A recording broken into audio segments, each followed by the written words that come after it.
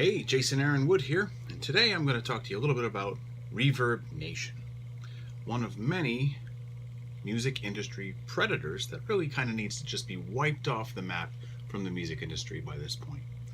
Back when they started during the MySpace days, they were kind of the working musicians website, pretty much featuring anything you need as a working musician to get people out to your shows, let them know about your new releases, and reach out to your fans, and it was a really great thing, really.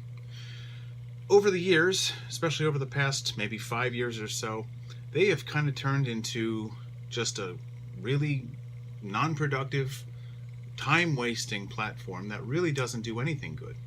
I didn't realize this, of course, because in 2013, I actually signed up and started paying $20 a month for the following 3 years.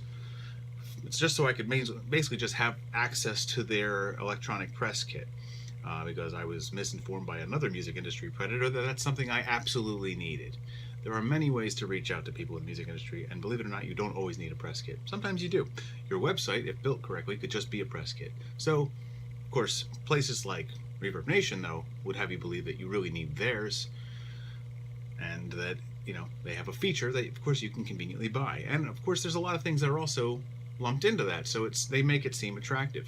So I went for that, and I did it for 3 years, and along with it, as I was releasing an album every year, I would take advantage of their distribution options. So 2 of my albums during that time that came out were actually released through their distribution, and I got it up on iTunes like we're all made to believe that we're supposed to do.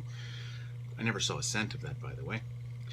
Anyway, after 3 years of really not finding out, basically just not needing it anymore. I didn't really need the press kit anymore. I decided, okay, I'm just going to cancel it. And immediately the next day I got an email telling me that they've issued takedown notices automatically to undo the work that I did through them while I was paying them. So you either keep paying them or you can go to hell. That's essentially their policy. That is what they will do to your releases publicly. Which kind of shows you that you kind of need to, there's a little bit of crookedness that's built right into iTunes too. But I'm going to focus on ReverbNation. I will tell you a little bit about iTunes in this case, though. You basically have to go through some third party to get your music on iTunes. You will always be dependent on that third party to have your music even able to be on iTunes. And that goes for other major distribution channels too, like Spotify, who is notorious for basically paying people nothing for their music. And it's a really, basically, let's not forget that Spotify is just Napster 2.0. After they got shut down for being basically just a website for ripping off artists by sending their music out for free, they figured out a way to monetize their platform and still pretty much do the same thing. It's the same founder. The guy who created Napster had a hand in creating Spotify. So let's not forget, the same parasites of our music industry, are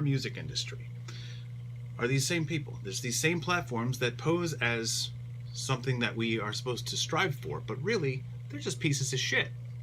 ReverbNation, getting back to the topic, is definitely one of them, because they have set themselves up to be one of those middlemen that leads you to iTunes and Spotify and other distribution things, and then promptly and vindictively, by policy, takes your stuff right down the minute you stop paying them. Because they can't just leave your work done, they got to undo it so that you need them, or at least you think you need them. You need to keep paying them is what you need to do, right? Bullshit. So this was 2015 when that happened to me. It was the very end of 2015, and I had signed up in early 2013. So just about 3 years of paying them $20 a month. That's a lot of money to have nothing to show for it in the end. So we really kind of need to just stop being on there. Here's the thing. I made that decision today. I was going to go and cancel my ReverbNation account because honestly, I just do not like what they stand for, and I won't have any part of it, or at least not willingly. So I go to cancel and find out that I cannot do this because I have songs on my account that are protected. So naturally, what do? I go and delete all of my songs to find out that I am not able to, because something that I submitted to one of their opportunities, which never lead to anything, early last year, 2016, we're at the end of 2017 now, and this long past opportunity somehow hasn't ended. So I can't delete it. So I'm trapped on this platform. Is there anything actually beneficial to this site? Because I would recommend that if you're, go ahead and see if you can close yours. If you're not getting anything out of that site, like barely anybody probably is, really, close your account. See if you even can. See if you're capable of even closing your ReverbNation account, because at the moment, I've had to send them an email. Who knows when I'm going to get that back, but I sent the screenshots of their prompts telling me how I can't close my account because my songs are protected, and then how I can't delete my songs because they're protected. They're protected from me, from what I can tell. So I'm pretty sure we should be allowed to close any social media account anywhere if we want, right? But no, they're going to basically hold on to your identity and not let you delete it from their website. Seems a little crooked, honestly, because they have other information that they've derived from Facebook through their apps, while they were duping me into thinking that, well, that's some helpful thing that they're offering. Nothing is helpful at all. I've gotten 0 from ReverbNation.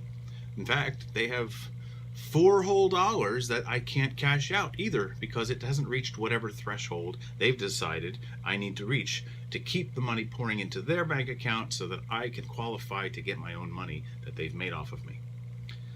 If that doesn't make a music industry predator, I don't know what does. So, here's a challenge for you. If you have not actually materially benefited at all from using ReverbNation, just see if you're even capable of closing your account. You don't have to follow through with it, but see if you get that same prompt that says you cannot close your account. Because if you have attempted to take advantage of even one of their opportunities by submitting a song, which is the requirement every time, you probably can't. You're trapped there like the rest of us. So go see it. Reply in the comments. I want to know if you are able to even get to the last step. You don't have to close it if you don't want to. I urge you to, because it's a bullshit website. But if you can, even do it. Let me know whether you can or can't, because I got a prompt that says I'm not allowed. I am not even capable of doing it, and the only step I would need to do in order to get out of there is also not allowed. So let me know if you have the same thing. Please reply in the comments. I'd love to hear from you. And really, let's clean up our music industry. Let's take back our music industry. We don't need things like that. Go to Bandcamp, at least right now. Okay, I don't see anything crooked about them really at the moment. You actually get paid. If you want to find a new artist, go to their Bandcamp. Pay them for their album right there, because ReverbNation isn't paying anybody anything. Seriously, over years, I have amounted to $4.11, and I can't even have it. Bandcamp is where you help people who have an album. They can release it. Go to Bandcamp, screw ReverbNation. Anyway, I'm out of here. Please don't forget to comment in the comments about whether you're even able to cancel your ReverbNation account. Take care.